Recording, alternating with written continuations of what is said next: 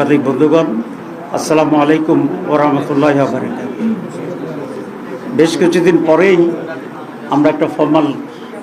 সাংবাদিক সম্মেলন করছি, যদিও প্রায় প্রতিদিনেই নানাভাবে প্রেস ব্রিফিং করা হচ্ছে আমাদের অনগোয়িং সিচুয়েশন। আমাদের 12ই ফেব্রুয়ারি যে নির্বাচন, সেটি বাহ্যিকভাবে মোটামুটি অ্যাকসেপ্টেবল একটা নির্বাচন, কিন্তু সময় যেতে যেতেই সেদিন সন্ধ্যা থেকে খবর আসছিল যে নানা জায়গায় কেন্দ্র দখল হয়েছে, জাল ভোট দেওয়া হয়েছে, আমাদের এজেন্টদেরকে জোর করে বের করে দেওয়া হয়েছে, অনেক জায়গায় এজেন্টদেরকে শুরু থেকে ঢুকতে দেওয়া হয়নি,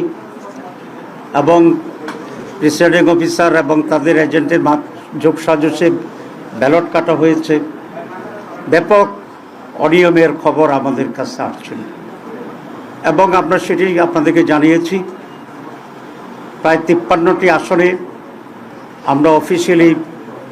আমাদের অভিযোগ দাখিল করেছি এবং সেই ভিত্তিতে ফার্দার আইনি যে লড়াই, সেই লড়াই অব্যাহত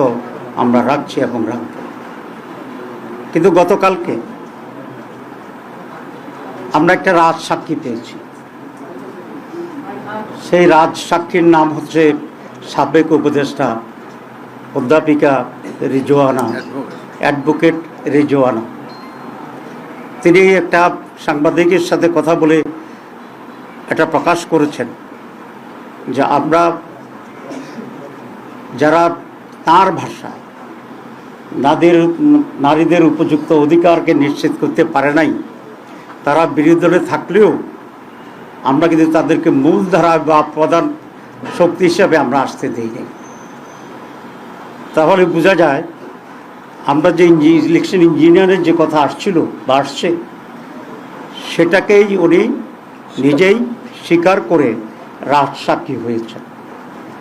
তো আমরা এখন এটাকে জানতে চাই ওনার কাছে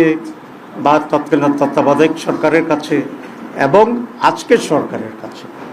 যে তারা তাদের যোগসাজশে কি ইঞ্জিনিয়ারিংয়ের মাধ্যমে বাংলাদেশ জামাত ইসলামীকে মূলধারা বা প্রধান দল হিসাবে মেজরিটি পেতে তারা বাধাগ্রস্ত করেছে এবং সেটা হতে দেয় নাই। এবং আমরা এটাও জানতে চাই মাননীয় সাবেক উপদেষ্টার কাছে যে এই ইঞ্জিনিয়ারিংয়ে ওনার সাথে আর কারা কারা জড়িত ছিল, পুরা গভর্নমেন্ট ছিল নাকি গভর্নমেন্টের একটি শক্তিশালী অংশ ছিল যারা নির্বাচনকে প্রভাবিত করেছে, এবং তাদের ডিজাইন অনুসারে সেখানে ডিসি, এসপি, টিওনো, ওসি, প্রিসাইডিং অফিসার ইত্যাদি নিয়োগ করে আইনশৃঙ্খলা পরিস্থিতির লোকদেরকে নিয়ন্ত্রণ করে তারা তাদের এই কাঙ্ক্ষিত যে সংখ্যা, সেই সংখ্যায় একটি দলকে জিতানোর জন্য তারা ব্যবস্থা গ্রহণ করেছিল। জাতির কাছে এটা স্পষ্ট করতে হবে এবং আমি এই সরকারের কাছে দাবি জানাবো রিজওয়ানা আহমেদকে, রিজওয়ানা হাসানকে তারা কিভাবে জিজ্ঞাসাবাদের আওতায় আনবেন এবং আওতায় এনে তার কাছ থেকে পরিষ্কার যে সিচুয়েশন তিনি তৈরি করেছিলেন সে সম্পর্কে ওনারা জানবেন, আমাদেরকে জানাবেন, দেশবাসীর কাছেও এটা পরিষ্কার করবেন। আমরা নির্বাচনের আগেও কয়েকজন উপদেষ্টার ব্যাপারে অভিযোগ এনেছিলাম এবং আপনারা দেখেছেন ইন্টারিম গভর্নমেন্ট নিজেকে তত্ত্বাবধায়ক সরকারের সমপর্যায়ে নিরপেক্ষ সরকার হিসেবেই প্রতিবাদ করেছিল এবং সে ভূমিকায় তারা আছে সেটা তারা বলার চেষ্টা করেছিল। এবং একটি নীতিগত কথা ছিল যে ইন্টারিম গভর্নমেন্টে যারা দায়িত্বে থাকছেন উপদেষ্টা হিসাবে, তারা কোনো সরকারে দলীয় সরকারে তারা কোনো ধরনের অংশগ্রহণ করবেন না, কোনো মন্ত্রিত্ব গ্রহণ করবেন না। কিন্তু শুরু থেকেই আমরা একজন ব্যক্তিকে ইন্টারিম গভর্নমেন্টের যিনি আমাদের প্রতিরক্ষা উপদেষ্টা ছিলেন, তিনি প্রথম দিনেই খলিলুর রহমান সাহেব পররাষ্ট্রমন্ত্রী হিসেবে শপথ গ্রহণ করছেন, যেটা তিনি তার আগের শপথের পরিপন্থী কাজ করেছেন। এখানে এটা স্পষ্ট যে খলিলুর রহমান ছিল লন্ডন কনস্পিরেসির প্রধান হোতা এবং সেখান থেকে তিনি সরকারকে মোটিভেট করে ষড়যন্ত্র করে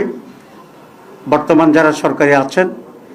তাদেরকে সুবিধা দেওয়ার জন্যই উনি অব্যাহতভাবে কাজ করেছিলেন। এবং তার সেই কাজের পুরস্কার হিসাবেই উনি পররাষ্ট্রমন্ত্রীর এই রিওয়ার্ডটা উনি পেয়েছেন। এতে আমি বিস্মিত হয়েছি বিএনপির ব্যাপারেও, কারণ বিএনপিকে এতই তার লোকজনের সংকট আছে যে একজন বিতর্কিত ব্যক্তি, যিনি ইন্টারিম গভর্নমেন্টে থাকার সময়ে বিএনপির নেতা সালাউদ্দিন সাহেবই তার বিরুদ্ধে বক্তব্য রেখেছিলেন এবং তাকে সরকারের থেকে বের করে দিতে বলেছিলেন। তো এই খারাপ লোকটা, যেটা বিএনপির দৃষ্টিতে তখন খারাপ ছিল, এবং সালাউদ্দিন সাহেবের বক্তব্যের পরে উনি বিএনপির সাথে নিশ্চয়ই গোপনে এমন এক কন্ট্যাক্টে গেছেন যে তারা বিএনপির স্বার্থ সংরক্ষণের জন্য উলঙ্গভাবে ভূমিকা নিয়েছেন, যে কারণে বিএনপির আস্থাভাজন হয়ে আবার তিনি বিএনপির মন্ত্রী হয়েছেন। কারণ নিশ্চয়ই বিএনপির সাথে ওনার এমন এক কমিটমেন্ট ছিল, বা ওনার সাথে বিএনপির এমন এক কমিটমেন্ট ছিল যে উনি ইন্টারিম গভর্নমেন্ট থেকে বিএনপিকে হেল্প করবে নির্বাচনে, আর বিএনপির সরকার গঠন করলে ওনাকে মন্ত্রী বানাবে। এই দুটাই কিন্তু ওই তাদের অবস্থান দিয়ে পরিষ্কার হয়। সুতরাং খলিলুর রহমান সাহেবকেও একইভাবে জিজ্ঞাসাবাদে আনা উচিত এই সরকারের, এবং যে কী ধরনের কনস্পিরেসি রিদওয়ানা সহ অন্যরা তারা করেছেন, যে জাতিকে একটি সুষ্ঠু নির্বাচন থেকে তারা বঞ্চিত করেছেন। কারণ একটি সুষ্ঠু নির্বাচন এই জাতির জন্য অত্যন্ত প্রয়োজন ছিল, তাদের মনের আকাঙ্ক্ষা ছিল, তাদের দাবি ছিল। কারণ গত 56 বছরে এই জাতি কোনো নির্বাচন পায়নি। আমরা সকলেই চেষ্টা করেছিলাম যে একটা সুষ্ঠু নির্বাচন হবে, এবং এই সুষ্ঠু নির্বাচনের মাধ্যমে যারা নির্বাচিত হয় তারা সরকার গঠন করবে। এই যে জাতির আকাঙ্ক্ষা, এই যে জুলাই লড়াই, এই যে জীবন দেওয়া, এই যে রক্ত, এই যে আমাদের রাজনীতির গতিপক্ষে পরিবর্তন করে দেওয়ার যে গাদ্দারি, দালালি, জাতির সাথে বিদ্রোহ, এই সব কিছুর জন্য এরা দায়ী। এত বড় আকাঙ্ক্ষা সুষ্ঠু নির্বাচনের জন্য এটা বন্ডুল করে দিয়েছে এই মীর জাফররা। সুতরাং এই মীর জাফরদেরকে, খলিলুর রহমানকে আমি দাবি করব, সরকার যদি স্বচ্ছতার কিছুটা হইলেও পরিচয় করতে চায়, এবং সেই খলিলুর রহমান তো নিরাপত্তা উপদেষ্টা, আমি বলেছি ডিফেন্স অ্যাডভাইজার ছিল, নিরাপত্তার অ্যাডভাইজার ছিল, তো তাকেও মন্ত্রিসভা বের করে দেওয়া উচিত, এবং তাকেও জিজ্ঞাসাবাদে এনে ষড়যন্ত্র কী হয়েছে সেটাকে বের করা উচিত। আর রিদওয়ানা তো নিজেকেই বলছে আমি রাজসাক্ষী হয়েছে নিজেই, এবং তার কাছ থেকেও এই সত্য উদ্ঘাটন করা অত্যন্ত জরুরি। দ্বিতীয় যেটি, সেটা হচ্ছে আপনারা জানেন যে নির্বাচনের দিন দুটা বিষয় নির্বাচিত হচ্ছে, একটা জাতীয় সংসদ নির্বাচন, আর আমাদের যে রিফর্মস, সেই রিফর্মসের উপরে একটা গণভোট হয়েছে। সেই গণভোটে বিপুল ভোটে জনগণ রিফর্মসের পক্ষে রায় দিয়েছে। এই সরকারের কাছে, আমাদের সকলের কাছে এটা কমিটমেন্টের একটি অংশ যে এখানে কনস্টিটিউয়েন্ট অ্যাসেম্বলি হবে, এমপি যারা হয়েছে তার সদস্য হবে, এবং পার্লামেন্ট সদস্য হবে। এবার সংসদ সদস্যরা দুটি পজিশনেই নির্বাচিত হয়েছে, এবং প্রথম অধিবেশন থেকে কনস্টিটিউয়েন্ট অ্যাসেম্বলির কাজ করে সংবিধান সংস্কার সভা যেটা অন্যান্য সময় কনস্টিটিউয়েন্ট অ্যাসেম্বলি হিসেবে কাজ করে, এইটা করে আগে আমাদের যে রিফর্মসের উপরে যে গণভোট হয়েছে সেটাকে অ্যাকসেপ্ট করা, সেটাকে সাংবিধানিক বৈধতা দেওয়া, এবং তার ভিত্তিতে যে সমস্ত রিফর্মসগুলো অ্যাকসেপ্টেড হবে সে আলোকেই পরবর্তী পর্যায়ে রাষ্ট্র, সরকার এবং আমাদের অধিবেশন, পার্লামেন্ট সব কিছু সেভাবেই পরিচালিত হবে। কিন্তু আমরা দেখছি যে এই সংস্কার ইস্যুতে চ্যালেঞ্জ করে কোর্টে রিট করা হয়েছে। আসলে কোনো সরকারের ইঙ্গিত ছাড়া এ ধরনের রিট হওয়ার কোনো সম্ভাবনা অতীতে আমরা দেখছি ছিল না। সুতরাং এই সরকার নানাভাবেই সংস্কার যে কমিটমেন্ট সেখান থেকে সরে আসার জন্য নানা খুচরা খাচরা মানুষ দিয়া রিটের নামে এটাকে ডিলে করাচ্ছে। এবং খুবই আনফর্চুনেট হচ্ছে এই যে আমরা আইনের শাসনের কথা বলছি, এবং কোর্টকে আমরা স্বাধীন করার জন্য দীর্ঘদিন ধরে আমরা সংগ্রাম করছি, এবং সেটাকে স্বাধীন করা হয়েছে। কিন্তু স্বাধীন হইলেও কতিপয় জাজেরা মানসিকভাবে নিজেরা স্বাধীন হইতে চায় না। সেই জন্য সরকারের ডিকটেশনে এখনও তারা জনগণের স্বার্থের বিরুদ্ধে রায় দিচ্ছে। যে রায় তারা দিয়েছে এটার বিরুদ্ধে আমরা আবার আইনি লড়াই করব, সাথে সাথে জনগণকে সংগঠিত করে পার্লামেন্টে এবং পার্লামেন্টের বাইরে আমরা এর বিরুদ্ধে জনমত গড়ে তুলব এবং সরকার এটা নৈতিক দায়িত্ব যে সংস্কারের উপর গণভোট হয়েছে জনম্যান্ডেটকে যে কারণে তারা সোকল্ড মেজরিটি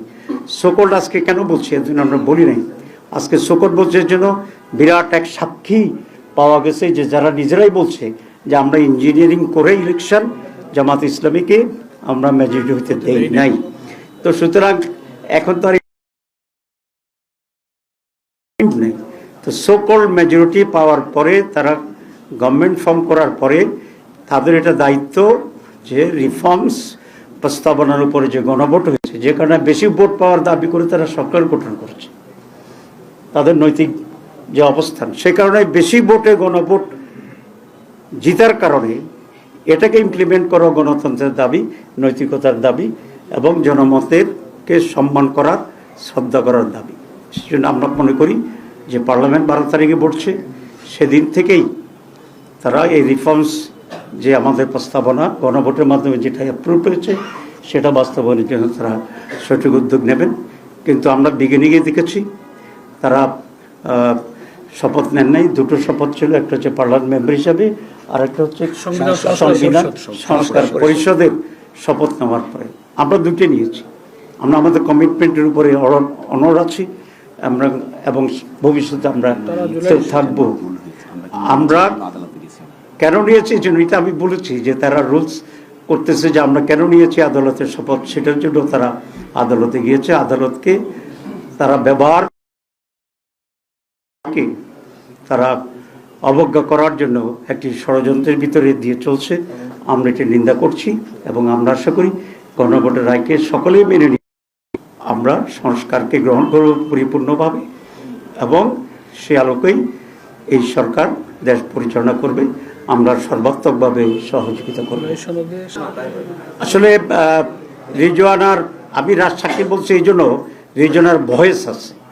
আপনারা যদি ভয়েস শুনতে চান আমরা আপনাদেরকে আপনারা শুনেছেন আচ্ছা তাইলে তো ঠিক আছে আমরা তার বিচার দাবি করছি এখন কোন ফর্মে বিচারটা প্রপার হবে